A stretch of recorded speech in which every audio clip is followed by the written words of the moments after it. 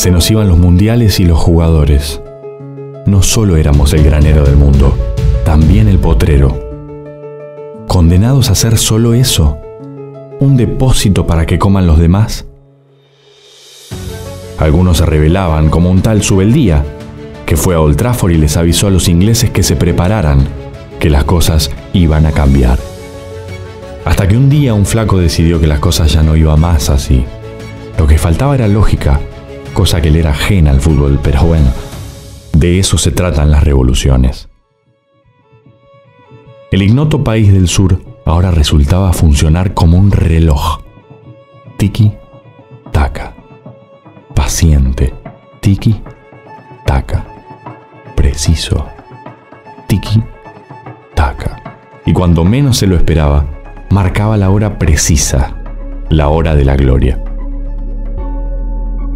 Pero el reloj se paró y ahora se necesitaba otra cosa, algo distinto, algo cuestionado, alguien distinto. Un loco. De esos teníamos muchos, pero este era narigón. ¿Tiene que seguir?, decían. Claro que tenía que seguir. Un obsesivo, una gema perdida en el sur con métodos nada ortodoxos y un fútbol aún menos ortodoxo.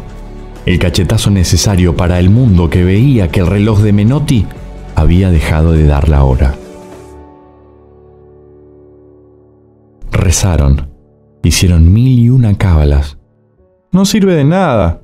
Pero el doctor sabía, y sabía tanto que había transformado lo que era un reloj en una bomba de tiempo. Solo había que detonarla. Y para eso le confió la tarea a un enano, morenito, rápido y atrevido. Maradona se paseó por el mundial dejando defensores tirados, arqueros atónitos y argentinos aplaudiendo. 4 años después, nadie nos podía cortar la racha. El mismo equipo, la misma bomba de tiempo, pero esta vez nos la explotaron en la cara. Al enano se lo llevaron, pero el equipo seguía siendo el mejor. Ni siquiera otro loco nos pudo salvar de la humillación. Y así pasamos los años, quedando afuera por poco, pero quedando afuera. Pero de pronto, algo asomó. El enano del 86 ahora tenía otro enano, uno adentro de la cancha, no tan carismático como él, pero igual de habilidoso. Y arrancamos a jugar.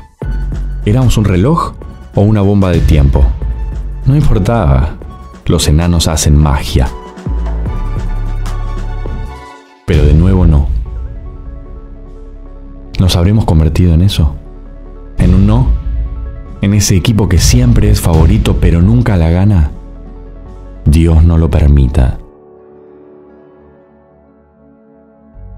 Y como Dios no será argentino, pero atiende en Buenos Aires, nos mandó en un charter a todos a Río de vacaciones.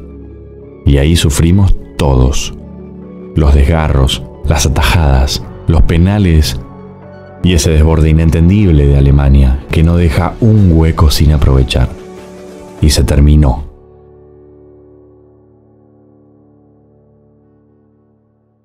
Pero de nuevo hay revancha. ¿La última? ¿O la primera de varias? No importa, la hay. Y algunos se van a ir, quizás algunos van a volver. Pero todos van a estar de alguna u otra manera. No importa que sea en Rusia, en Alemania, en Sudáfrica o Japón, porque acá sentimos el mundial de otra manera.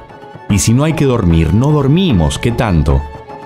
Casi entramos por la ventana, pero nos vamos a volver por la puerta grande. Vamos, una más. Por el reloj y la bomba de tiempo, por los que no pudieron, por nosotros, por todos, por esa sonrisa que viene después del gol.